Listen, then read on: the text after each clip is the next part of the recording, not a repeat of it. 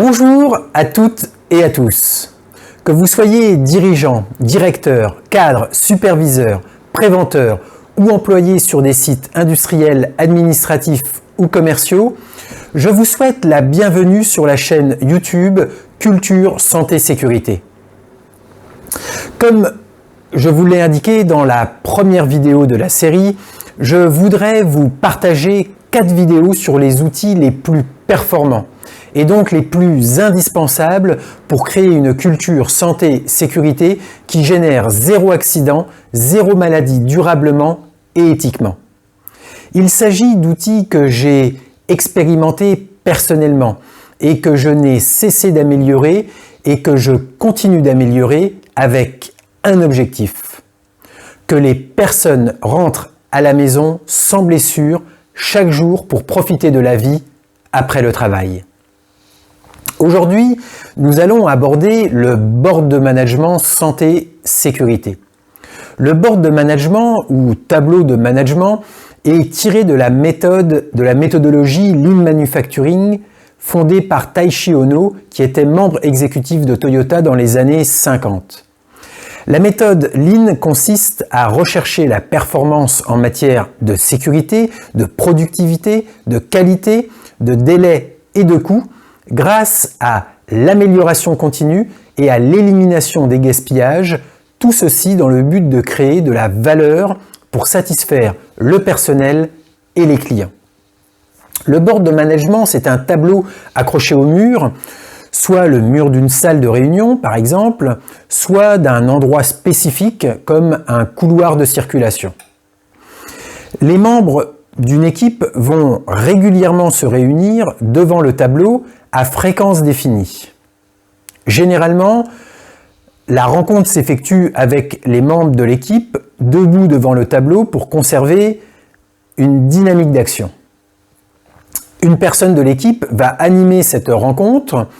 Cette rencontre va consister à passer en revue des indicateurs de performance qui auront été préalablement définis.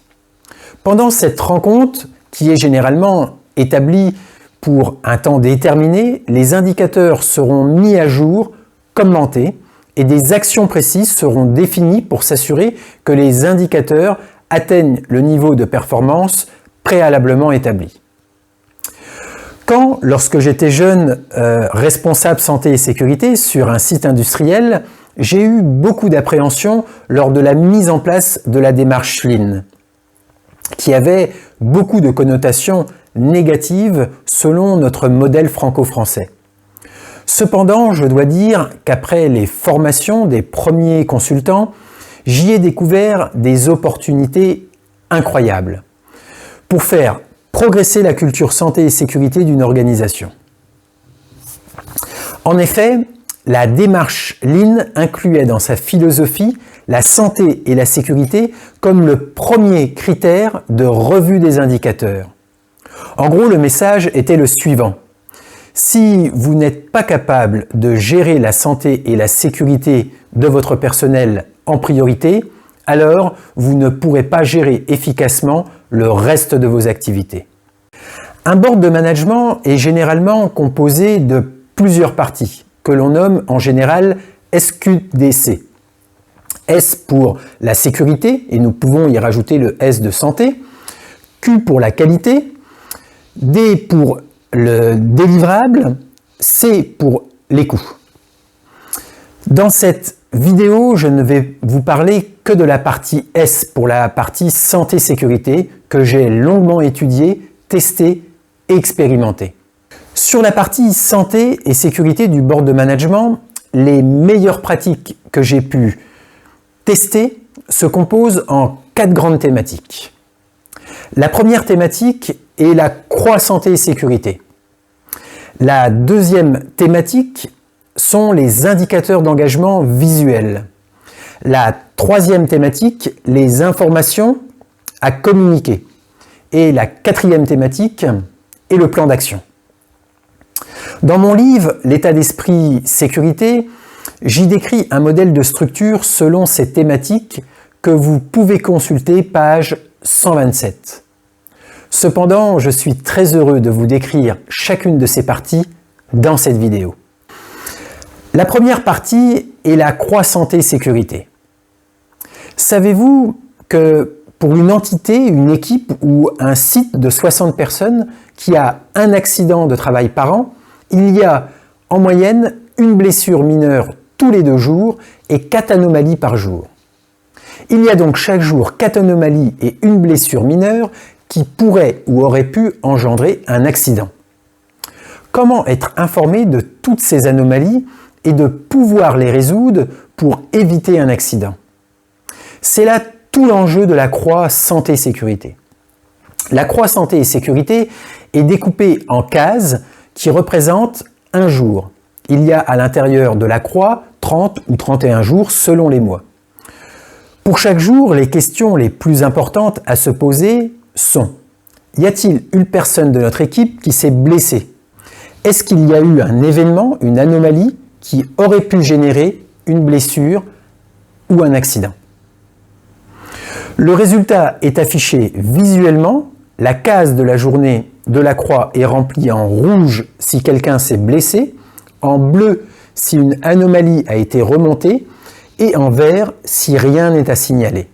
Passons maintenant au deuxième élément, les indicateurs d'engagement visuel.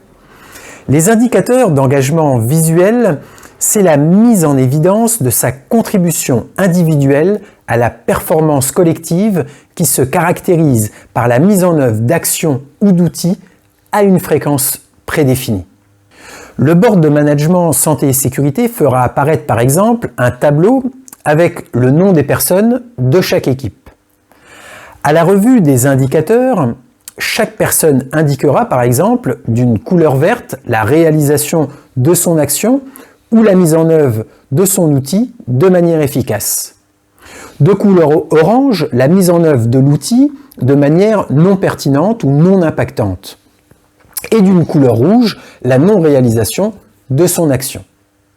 Ainsi, visuellement, il est possible d'avoir un état d'engagement de chaque personne ou d'une équipe à la création d'un environnement de travail sûr.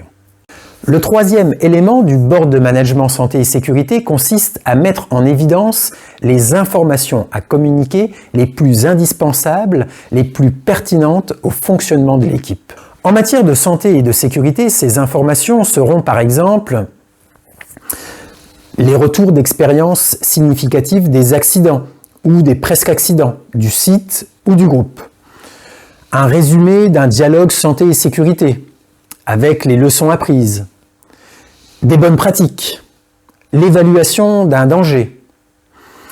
En 1 à 2 minutes, l'animateur présentera en général 1 à 2 fois par semaine une information pertinente. Le quatrième élément du board de management est le plan d'action.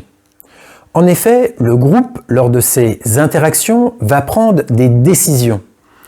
Ces décisions pourront être des actions à entreprendre qui devront être suivies pour s'assurer de leur mise en œuvre, mais aussi et surtout pour s'assurer de leur efficacité. Voilà, je vous ai présenté un outil extraordinaire, le board de management santé et sécurité. À vous de tester maintenant. Je serai bien évidemment heureux d'avoir vos retours et vos partages sur cet outil qui est extraordinaire de simplicité et surtout extraordinaire d'efficacité pour rentrer à la maison sans blessure chaque jour.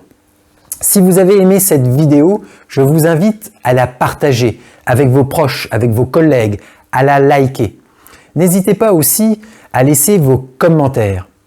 Tous vos commentaires, vos likes ou vos recommandations que vous allez faire sont pour moi autant d'encouragements qui me permettent de vous partager encore plus.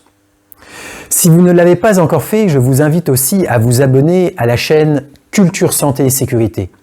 Je vous réserve de nombreuses surprises pour développer votre santé, votre sécurité et celle de votre organisation. Je vous dis à bientôt pour la prochaine vidéo.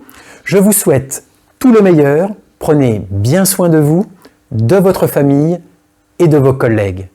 À bientôt.